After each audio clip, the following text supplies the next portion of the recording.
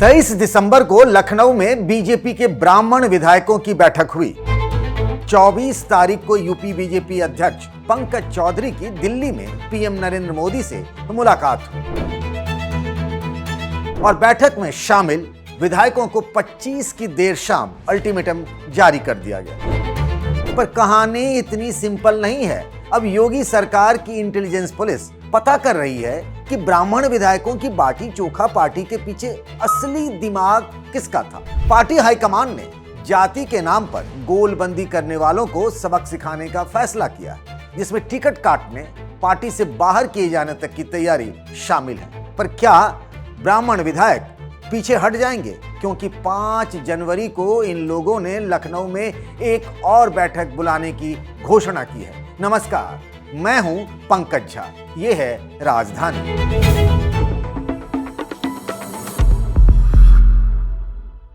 UP BJP अध्यक्ष पंकज चौधरी के इस टफ स्टैंड के पीछे की एक कहानी और है। मंगलवार को हुई ब्राह्मण विधायकों की बैठक के बाद तय हुआ था कि सब फिर एक बार जनवरी के महीने में मिलेंगे। उसी समय यूपी विधानसभा का बजट सत्र भी होता है। लेकिन उस मीटिंग से पहले बीजेपी के कुर्मी विधायकों ने भी एक अलग मीटिंग का प्लान बना लिया। इसमें पंकज चौधरी को भी चीफ गेस्ट के तौर पर बुलाने की योजना बन रही थी। अब चौधरी के सामने धर्म संकट था, तो उन्होंने एक ही तीर से सारे निशाने साध लिए। उनकी तरफ से एक प्रेस रिलीज जारी की गई, जिसमें बीजेपी के जनप्रतिनिधियों से नकारात्मक राजनीति न करने का आग्रह किया गया। गौर करिएगा, आग्रह। साथ ही परिवार या फिर वर्ग विशेष को लेकर राजनीतिक जुटान को गलत बताया गया। चौधरी ने कहा कि पार्टी के कुछ नेताओं ने एक विशेष भोज का आयोजन किया, जिसमें अपने समाज को लेकर चर्चा की। ऐसा कोई भी काम बीजेपी के संवैधानिक परंपराओं के अनुकूल नहीं है। चेताया भी गया कि दोबारा ऐसी कोई बैठक हुई तो पार्टी डिसिप्लिनरी एक्शन लेगी। प्रेस रिलीज में समाजवादी पार्टी, बीएसपी और कांग्रेस को जाति की राजनीति करने वाला कहा गया। ब्राह्मण विधायकों की बैठक पर एक ओर तो पंकज चौधरी का ऐसा कड़ा रुख है, पर इसी बैठक को लेकर यूपी के डिप्टी सीएम केशव प्रसाद मौर्य से जब सवाल पूछा गया था तो उन्होंने कहा था कि इसमें कुछ भी गलत नहीं। मुझे लगता है कि जब विधानसभा का सत्र चलता है तो इसको ब्राह्मण और क्षत्रिय और पिछड़ा और अनुसूचित वर्ग से जोड़ के मत देखा करिए। विधायक एक दूसरे से मिलते रहते हैं, वो मिले उस तो कोई गलत बात नहीं है। हम सदन में भी मिलते हैं, घरों में भी मिलते हैं, मंत्रालयों में भी मिलते हैं, तो मिलना यह एक अलग विषय है, इसको अलग चश्मे से नहीं देखना चाहिए। बीजेपी के ब्राह्मण विधायकों की यह बैठक एमएलए पीएन पाठक के सरकारी घर पे हुई थी। कहा गया कि बस बाटी चोखा की पार्टी है, लेकिन क्या दिलचस्प इत्तेफाक रहा कि बाटी चोखा वाले इस आयोजन में केवल ब्राह्मण विधायक ही पहुंचे। मामला अगर बाटी चोखा के स्वाद का ही था तो और भी किसी जाति बिरादरी के विधायक पहुंच सकते थे या बुलाए जा सकते थे, पर ऐसा हुआ कहां। यानी ये पूरा आयोजन एक तरह से शक्ति प्रदर्शन था, ब्राह्मण विधायकों की एकजुटता और ताकत दिखाने का। इसी साल अगस्त के महीने में ठाकुर और कुर्मी विधायकों की कुछ इसी तरीके की जुटान का ये एक रिएक्शन भी था। कुटुंब परिवार के नाम पर ठाकुर विधायकों की पहली बैठक होटल क्लार्क अवध में हुई थी। उस बैठक को एक बर्थडे सेलिब्रेशन के बहाने हुआ जुटान बताया गया। अगर तभी पार्टी हाईकमान की तरफ से इस तरह की कुछ शक्ति दिखाई गई होती तो शायद आज ये नौबत नहीं आती। उस समय भूपेंद्र चौधरी बीजेपी के प्रदेश अध्यक्ष हुआ करते थे। वरिष्ठ पत्रकार योगेश मिश्र भी ऐसी ही कुछ बात कहते हैं। देखिए, ऐसा है कि पंकज चौधरी 2 बैठकों के बाद आते हैं, कुर्मी और ठाकुरों की विधायकों की बैठक के बाद आते हैं।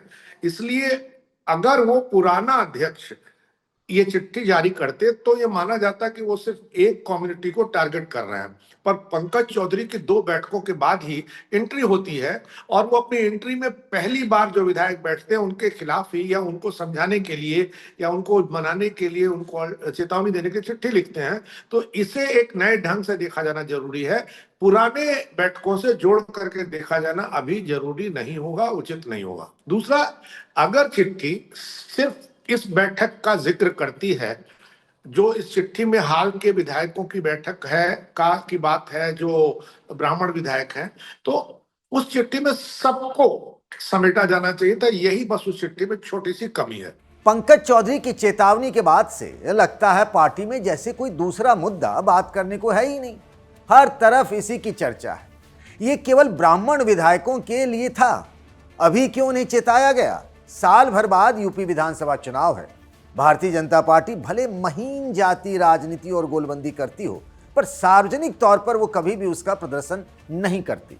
ऐसे में अगर बीजेपी चुनाव से ठीक पहले कभी ठाकुर, कभी ब्राह्मण, कभी कुर्मी तो कभी लोध विधायकों की खेमेबंदी में ही उलझी रही तो ये उसके लिए सुसाइडल हो सकता है। शायद इसीलिए योगी आदित्यनाथ बटेंगे तो कटेंगे और पीएम नरेंद्र मोदी एक रहेंगे तो सेफ रहेंगे का नारा देते रहे हैं, क्योंकि जाति अस्मिता को तोड़कर हिंदू समाज की एकजुटता ही संघ और बीजेपी की रणनीति रही है। केशव प्रसाद मौर्य और पंकज चौधरी दो अलग अलग जिम्मेदारियों पर हैं, इसलिए उनका देखने का नजरिया हमेशा किसी भी चीज को अलग अलग होगा। ये जरूर है कि इस तरह के बैठकों को केशव मौर्य जी को भी, इतने सीनियर लीडर है, हल्के से नहीं लेना चाहिए और उन्हें कुर्मी और ठाकुर विधायकों के बैठक के दौरान भी ये सचेत करना चाहिए था दिल्ली को और अपने प्रदेश अध्यक्ष को कि वो उस पर रोक लगाएं, क्योंकि एक पॉलिटिकल पार्टी जो हिंदुत्व की पॉलिटिक्स करती है, माइनस माइनॉरिटी पूरी पॉलिटिक्स करती है, अगर उसके लीडर, उसके विधायक कास्ट पॉलिटिक्स करने लगेंगे तो उस पार्टी का नुकसान साफ दिखता है, पार्टी का भला नहीं दिखता है। 2022 विधानसभा और 2024 के लोकसभा चुनाव के नतीजों से ये बात सामने आई कि उत्तर प्रदेश की सवर्ण जातियां बीजेपी के साथ मजबूती से खड़ी हैं। लिहाजा बीजेपी का फोकस इनके अलावा गैर यादव ओबीसी जातियों को अपने साथ बनाए रखने का है। बीजेपी काफी हद तक पिछले विधानसभा चुनाव में इस मोर्चे पर कामयाब थी, पर लोकसभा चुनाव में उसके हाथ से मामला फिसलता दिखा। सो बीजेपी 2027 विधानसभा चुनाव में इस तरह के किसी भी पचड़े में नहीं पड़ना चाहती। लेकिन विपक्ष, खासकर अखिलेश यादव ने इस बात को पकड़ लिया है। वैसे लोकसभा चुनाव से पहले वे भी जाति के नाम पर किसी न किसी बहाने कार्यक्रम करते रहे, लेकिन अब उन्हें बीजेपी के जाति वाले झगड़े में रस आ रहा है। उन्होंने सोशल मीडिया पर लिखा, अपनों की महफिल सजे तो जनाब मेहरबान, और दूसरों को भेज रहे चेतावनी का फरमान। आखिर में एक तस्वीर पर भी गौर करते हुए जाइए। तस्वीर कुछ घंटे पहले की, प्रधानमंत्री मोदी और यूपी के डिप्टी सीएम ब्रजेश पाठक के मुलाकात की।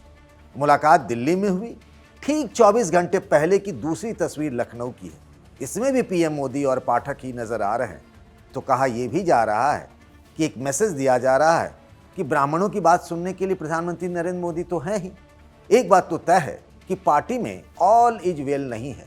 अगर सब ठीक ही होता तो फिर अलग अलग बैठ के जाति के बैनर तले क्यों होती? पंकज चौधरी के आदेश के बाद कहानी का द एंड हो चुका या कुछ और पटाखे फूटने अभी बाकी हैं? बताइएगा कमेंट बॉक्स में। अब चलते हैं यूपी से बिहार। वहां भी एनडीए की राजनीति में मचा है घमासान। खाना खाते वक्त मक्खियां भनभनाएंगी, चिंता मत कीजिए। बाएं हाथ से भगाते रहिए, दाहिने से खाते रहिए। अपने बेटे को बिहार सरकार में मंत्री बनाने पर जब उपेंद्र कुशवाहा लोगों के निशाने पर थे तो खाना और मक्खी वाली कहानी उन्होंने बताई थी। कुशवाहा जी का कहना था कि ये सीख उन्हें नीतीश कुमार ने दी है। तब वो इसीलिए मुखर होकर ये बात कर रहे थे क्योंकि जिसे वो मक्खी कह रहे थे वो विपक्षी पार्टियां थीं। पर अब मक्खी कहीं बाहर की नहीं, उनके घर की ही भिनभिनाने लगी है, जिसे वे भगाएंगे तो खुद ही मुसीबत में फंस जाएंगे। उपेंद्र कुशवाहा ने अपने घर पर एक रात्रि भोज रखा था, कुछ इसी तरीके का जैसे लखनऊ में बीजेपी के ब्राह्मण विधायकों ने। बिहार में उनके कुल 4 ही विधायक, जिनमें एक उनकी पत्नी स्नेहलता कुशवाहा खुद हैं। कुशवाहा जी की पत्नी तो घर पर ही थी, पर बाकी के 3 विधायक जो घर से बाहर के थे नहीं पहुंचे। बाजपट्टी से विधायक रामेश्वर महतो, दिनारा से आलोक सिंह और मधुबनी से विधायक माधव आनंद। उपेंद्र कुशवाहा के घर डिनर शुरू होने से पहले उनके तीनों विधायक पटना से दिल्ली के लिए निकल गए। लेकिन उससे पहले इन तीनों ने बीजेपी के कार्यकारी अध्यक्ष नितिन नवीन से मुलाकात की। उपेंद्र कुशवाहा से जब इस पर सवाल पूछा गया तो उन्होंने जो कहा और चेहरे का जो भाव था, आप खुद ही समझ लीजिए। कोई सवाल ही नहीं आप लोगों के पास। मुद्दा की बात नीति की पार्टी की चर्चा है सर। क्या है? नीति पार्टी की चर्चा है कि आपके विधायक नहीं आए, खाली हो जाता है। कह तो रहे हैं कि आप लोगों के पास कोई सवाल ही नहीं है। सवाल कोई हो तो कीजिए ना भाई, कोई सवाल है ही नहीं तो क्या सवाल कर रहे हैं। चलिए। उपेंद्र कुशवाहा भले इसे सवाल ना मानते हों, पर जानते तो जरूर होंगे कि बीजेपी ने पिछली विधानसभा में मुकेश सहनी के विधायकों को तोड़ लिया था। उपेंद्र कुशवाहा के तीनों विधायक वैसे तो नीतीश कुमार का गुण गाते हैं। अब नीतीश और बीजेपी की इच्छा कि वे इन विधायकों से किस तरह का काम लेना चाहते हैं। एक बात ये भी बता दें कि अगले साल उपेंद्र कुशवाहा का राज्यसभा का टर्म भी 9 अप्रैल को पूरा हो रहा है। जीतन राम मांझी और चिराग पासवान पहले से ही दबाव एक सीट के लिए बनाए हुए हैं, तो सिर्फ 4 विधायकों के साथ, जिनमें 3 अभी तो फिलहाल के लिए आउट ऑफ रीच ही हैं। कुशवाहा राज्यसभा पहुंचेंगे या कहानी में कोई दूसरा ही चैप्टर जुड़ जाएगा, देखते जाइए। राजधानी में आज इतना ही। इस वीडियो को बनाया हमारे साथी शुभम ने। बाकी खबरों के लिए बने रहिए द लल्लन टॉप पर। तो लीजिए, हम फिर से बिहार आ रहे हैं। पटना में होगा लल्लन टॉप अड्डा। बहुत सारे सितारों के साथ दिल खोलकर बातें होंगी, परफॉर्मेंस होंगी और 100% शुद्ध आनंद होगा। 10 जनवरी को पहुंचिए बापू सभागार पटना। फ्री रजिस्ट्रेशन के लिए क्लिक कीजिए thelallanTop.com वेबसाइट पर दिए हुए बैनर पर और पहुंचिए पटना के सबसे जबरदस्त अड्डे में। आ जाइए।